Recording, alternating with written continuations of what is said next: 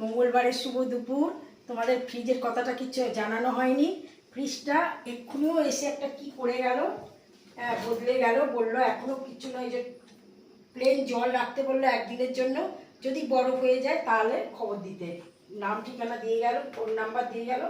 আর এইখানেও তাই, আগের দিনও তাই হয়েছিল, অন্য ভদ্রলোক এসেছিল, আজকে খুব সুন্দর রোদ্দুর উঠেছে। রোদ্দুরটা তো ভাদ্র মাসে জামা কাপড় মেলার রোদ্দুর, আমরা দিতে পারতাম কিন্তু পাচ্ছি না, শরীরটাও ভালো না। তাছাড়া ছাদ এত বৃষ্টি হয়েছে তো ছাদ টাদগুলো ড্যাম্প হয়ে রয়েছে, যে নিচে মেতে দেবো, কিছু মেলে দেবো, দিতে হবে একদিন দিয়ে। আমরা প্রত্যেক বছরই ভাদ্র মাসে রোদ্দুর খাইয়ে একটু পাকার তলায় দিয়ে ঠান্ডা করে তারপরে একেবারে ন্যাপথলিন দিয়ে ভাঁজ করে করে তুলি। আর তো সেইভাবে শাড়ি টাড়ি পরা হয় না, ওই জন্য আমাকে এই কাজটা আগে করতে হয়। ঠিক আছে, আজকে কি কি রান্না করেছি তোমাদের দেখা এসো। ভাত, আচ্ছা এই যে লাউ চিংড়ি করেছি। আর এইটা হচ্ছে কালকেকারে তরকারি রয়েছে পনির দিয়ে আর এ দিয়ে। আর কালকে তোমার কাকু কিন্তু অনেক পনির এনেছিল, ভাজা পনির এনেছিল। সেই পনির আমরা কিছু খেয়েছিলাম, কিছু রয়ে গেছে, পনিরের কালিয়া করেছি আজকে, পনিরের কালিয়া করেছি।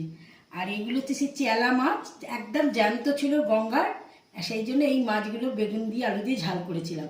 আলু না, বেগুন দিয়ে আর পেঁয়াজ দিয়ে টমেটো দিয়ে ঝাল করেছিলাম, কিচ্ছু মশলা টশলা দিইনি। আর রুই মাছের কালিয়া। আর এই যে মেয়ের স্যুপ, মেয়ে ওর বাবা দুজনেই খাবে, স্যুপ করেছি, চিকেন স্যুপ। আজকের আমার এই সমস্ত রান্না। আমার রান্না বান্না কথাবার্তা যদি ভালো লেগে থাকে তাহলে একটা লাইক করে দেবেন, একটা সাবস্ক্রাইব করে দেবেন।